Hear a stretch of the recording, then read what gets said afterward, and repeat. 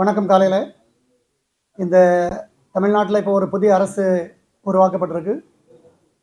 கடந்த 1947 அப்புறம் 2026 வரைக்கும் உள்ள வரலாறு எடுத்து பார்க்கும்போது நிறைய மாற்றங்களை நோக்கி பயணிச்சிருக்கிறாங்க. திராவிட அரசியல், திரும்ப காங்கிரஸ் அரசாங்கம், அதே மாதிரி அதிமுக அரசாங்கம், ஒவ்வொரு அரசாங்கத்திலையும் பார்த்திங்கன்னா சில மாற்றங்களை நோக்கி பயணிக்கும் போது வேலைவாய்ப்பு, படிப்பு, கல்வி எல்லா விதத்திலையும் வளர்ச்சி நோக்கி பயணித்திருக்கிறது இந்தியா லெவலில் நம்ம மாநிலம். அதில் எந்த மாற்று கருத்தும் கிடையாது.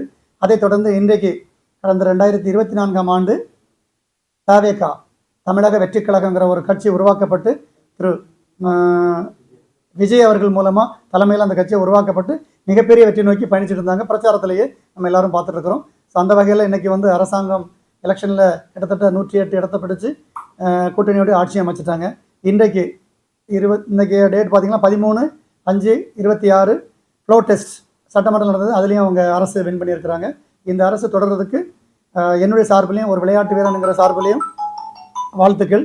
ஸோ அதில் நிச்சயமாக அந்த அரசு அடுத்த 5 ஆண்டு காலம் மிக சிறப்பாக நடத்தணுங்கிறது நம்ம எல்லோருடைய எண்ணம்.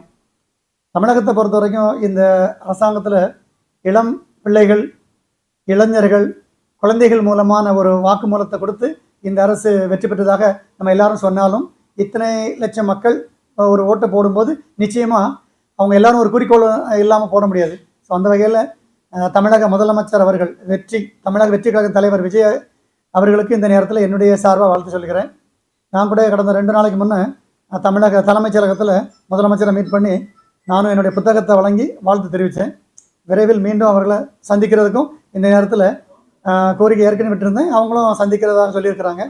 ஸோ என்னை பொறுத்த வரைக்கும் தமிழகத்தில் அடுத்த 5 ஆண்டுகள் மிகச்சிறந்த பயணங்களை நோக்கி நம்ம அரசு பயணிக்கும் போது நல்லா இருக்கும் அப்படிங்கிறது என்னுடைய கருத்து. குறுகிய இந்த 2 ஆண்டு காலத்தில் அரசியல் தொடங்கி இன்னைக்கு யாரும் எதிர்பார்க்காத ஒரு அதிர்வுடைய பொசிஷன் அதுதான் முதல்வர் விஜய் அவர்களோடது. இந்த அரசியல் பயணம் எந்த அளவுக்கு இருக்கணும்? இல்லை, அது நம்ம எல்லாருக்குமே புரியாத ஒரு புதிர் தான். ஏன்னா 2 ஆண்டுகளில் ஒரு கட்சியை தொடங்கி ஒரு கட்சி ஆட்சியாளருங்கிறது நம்ம யாருமே எதிர்பார்க்காத ஒன்று. ஆனால் அதுக்கேற்ற ஃபீல்டு ஒர்க்கை இளைஞர்கள் மத்தியில் அவர் கொண்டு சேர்த்துருக்காருங்கிறத நம்ம இப்போ புரிய முடியுது. பத்திரிகை மூலம் ஒரு விதமான தெரிஞ்சாலும் அரசியல் மூலம் தெரிஞ்சுக்கிட்டாலும் நம்ம எல்லாருக்குமே அந்த ஒரு முழு ஈடுபாடோட அந்த அரசு இளைஞர்கள் வேலை பார்ப்பாங்களா நமக்கு தெரியல. ஆனால் நம்ம பார்க்கும்போது தான் தெரியுது மிக சரியான பணியை செஞ்சுருக்காங்க. அதனால தான் இந்த அரசு ஃபார்ம் ஆகிருக்குது. அதுலேயும் விஜய் அவர்களுடைய பிரச்சாரம் பார்த்திங்கன்னா 2 வருஷமும் கடுமையான பிரச்சாரம். அது ரொம்ப எளிமையானதான் தெரிஞ்ச மாதிரி நமக்கு பார்வையில் தெரிஞ்சிச்சு. அதனால் மக்களை நல்லா ரீச் ஆகிருக்கு. ஸோ அதுக்கு இந்த நேரத்தில் நம்ம ஒன்றும் பெரிய லெவலில் சொல்ல முடியாத அளவுக்கு தான் நம்ம இருக்கிறோம். எல்லாருமே பதவியேற்ற 2ஆம் நாளிலே எல்லா தலைவரையும் போய் சந்திச்சிருக்காரு. இது எந்த மாதிரி ஒரு இது தமிழக வரலாறுல ஒரு புது நாகரிகம். ஏற்கனவே அண்ணா காலத்தில் இருந்துன்னு பேரறிஞர் ஐயா அண்ணா காலத்தில் இருந்து சொல்லுவாங்க. அதுக்கப்புறம் அரசியல் கொஞ்சம் கரடு முரடாக தான் போயிடுச்சு. இப்போ நம்ம கண்ணு முன்னே இளைஞர்கள் கிட்டத்தட்ட பார்த்திங்கன்னா 77க்கு அப்புறம் டாக்டர் எம்ஜிஆர் சாருக்கு அப்புறம் பார்த்திங்கன்னா ஒரு அரசியல் வேறு மாதிரி போயிட்டு கலைஞர் ஐயாவுக்கு அப்புறமும் அரசியல் ஒரு பயணத்தை நோக்கி பயணிச்சிருந்து. ஆனால் இப்போ 2021 முன்னாள் முதலமைச்சர் ஸ்டாலின் சார் அவர்களுடைய பயணமும் ஒரு விதமான ஒரு பயணமாக இருந்துச்சு. ஆனால் இந்த 26 பயணம் நம்ம யாருமே எதிர்பார்க்காத அளவுக்கு எல்லா கட்சி தலைவரையும் சந்திக்கிறாங்க.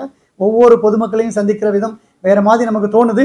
இன்னும் போக போக தான் நம்ம புரிய முடியும். இருந்தாலும் இந்த அரசை பொறுத்த வரைக்கும் இந்த நேரத்தில் ஒரு விளையாட்டு வீரனா எனக்கு அதை வாழ்த்து சொல்ல மட்டும்தான் தெரியுது. அதனால் அவருக்கு தொடர்ந்த வாழ்த்துக்கள். விளையாட்டுத்துறை நீங்கள் பெரிய ஒரு இடத்துல இருக்கீங்க. விளையாட்டுத்துறை சார்ந்து என்ன மாதிரி கோரிக்கை வைக்கணும்னா இப்போ தமிழக முதல்வர் விஜய் அவர்களுக்கு என்னை பொறுத்த வரைக்கும் தமிழக விளையாட்டு வீரர்களுக்கு நிறைய கனவோட பயிற்சி பண்ணுறதுக்கு சரியான கிரவுண்ட் இல்லாமல் இன்னும் எல்லா லெவலில் இருந்தாலும் இன்னும் எதிர்பார்க்குறாங்க. ஸோ நம்ம தமிழகத்தில் 234 தொகுதிகள் இருக்குது. அந்த 234 தொகுதிகளும் மினி ஸ்டேடியம். இப்போ சென்னை எடுத்துக்கிட்டால் சென்னை, கோயம்புத்தூர், திருச்சி, மதுரை தலைநகரங்களில் பார்த்திங்கன்னா எல்லாருக்கும் ஒரு ஸ்டேடியம், அழகான ஸ்டேடியம் இருக்குது.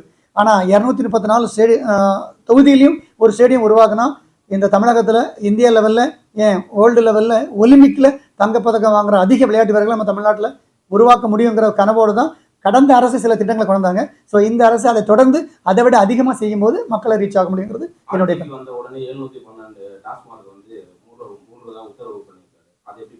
நிச்சயமாக அது ஒரு நல்ல பரிமாணம். ஏன்னா நம்ம எல்லாரும் சொல்கிறோம் மது சுத்தமாக ஒழிக்கணுங்கிறது எல்லாருடைய கருத்தாக இருந்தாலும் அது உலக லெவலில் இருக்கும்போது அது உள்ள அரசாங்கத்துக்குள்ளே இருக்கும்போது, ஏன்னா நான் அரசு துறை இருந்தாலும் சொல்லுவேன், ஒரு பணிகளை நம்ம போகும்போது உடனடியே எதையுமே தடப்படன்னு நிப்பாட்டிட முடியாது. ஆனால் படிப்படியாக நிப்பாட்டுவாங்க. அந்த வகையில் இன்றைக்கி 712 ஒரு மதுக்கடையை மூடியிருக்காங்க. அதுவும் பள்ளி கல்லூரி இருக்க இடம், ஆலயங்கள் இருக்க இடம், பொதுமக்கள் அதிகமாக கூடுற இடத்துல ரத்து பண்ணுறது பெரிய விஷயம். அதுக்கு இந்த நேரத்தில் முதலமைச்சர் அவர்களுக்கு பாராட்டுக்கள். விஜய் சார் வந்து தனிச்சா செயல்பட்டு ஆட்சி அமைக்க முடியுமா இந்த கூட்டணி ஆலோசனையோட ஆட்சி?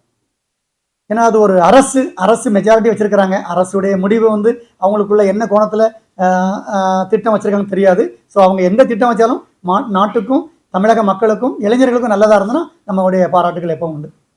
சார் உங்களை விளையாட்டுத்துறையில சாதனை பண்ணவங்க இந்த அரசு சரியான அங்கீகாரம் கொடுக்கணும்னு நினைக்கிறீங்களா? நிச்சயமாக. ஏன்னா அது அவர் வந்து திரைத்துறையில் சர்க்காருங்கிற படத்தில் வந்து எல்லா விதமான இதையும் சொல்லியிருப்பாங்க. அந்த படத்தை நம்ம பார்க்கும்போது தெரியும். இது முன்னாடி புரட்சித் தலைவர் எம்ஜிஆர் அவர்கள் பார்த்தீங்கன்னா நிறைய படத்தில் நல்ல கருத்துக்களை சொல்லிட்டு வருவாங்க. அதே மாதிரி அவங்களும் அந்த இடத்துல சொல்லியிருந்தாங்க. ஸோ அதை பார்க்கும்போது நிச்சயமாக அவங்களுக்கு அந்த அந்த ஞாபகங்கள் நம்மளுக்கு தொடர்ந்து இருக்கும். ஒரு விளையாட்டு வீரர்களுக்கு என்ன தேவை, மீனவர்களுக்கு என்ன தேவை இருக்கும், கல்வியாளர்களுக்கு என்ன தேவை இருக்கும், மாநில பாதுகாப்பை எப்படி கொடுக்கணும், பெண்களுக்கு ஆண்களுக்கு எல்லாருக்குமே பாதுகாப்பு கொடுக்கறது. அப்புறம் வந்து இந்த தீமையான மதுபானங்களை அதை என்ன சொல்கிறது போதைப் பொருள்கள்லாம் ஒழிக்கிறதுல தீவிரமாக இருக்காங்க. போன அரசும் நல்லா பண்ணினாங்க.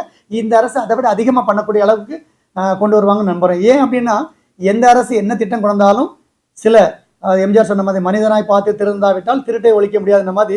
ஸோ அந்த என்ன திட்டம் போட்டு நம்ம சட்டம் போட்டு தடுத்தாலும் சில தெரியாமல் நடக்க தான் செய்யும். அதையும் ஒழிக்கிற அளவுக்கு நம்ம அரசு கவனமான உளவுத்துறையை வச்சு பார்வையோடு பார்த்து அந்த மாதிரி திட்டங்களை அந்த மாதிரி தவறான செயல்களை ஒழிக்கிறதுக்கு பாடுபடணுங்கிறது என்னுடைய வேண்டுதல். விளையாட்டுத்துறை அமைச்சர் வந்து எதிர்க்கட்சி தலைவராக இருக்காரு. நிச்சயமாக விளையாட்டுத்துறை அமைச்சர் நான் கடந்த காலங்களில் சந்திக்கும் போது 2-3 முறை அவங்களை சந்திச்சிருக்கிறேன். நிச்சயமாக விளையாட்டுத்துறைக்கு மிக கனவோடு நிறைய திட்டங்களை கொண்டு வந்தாங்க. ஸோ அதே அடிப்படையில் எதிர்க்கட்சி தலைவராக அவங்களுக்கு இந்த நேரத்தில் வாழ்த்துக்கள். இருந்தாலும் உலகம் உருண்டை, யார் 5 ஆண்டுகளுக்கு ஒரு முறை யார் வேணாலும் ஆட்சி அமைக்கணும், நம்ம எல்லாருக்கும் அந்த உரிமை உண்டு.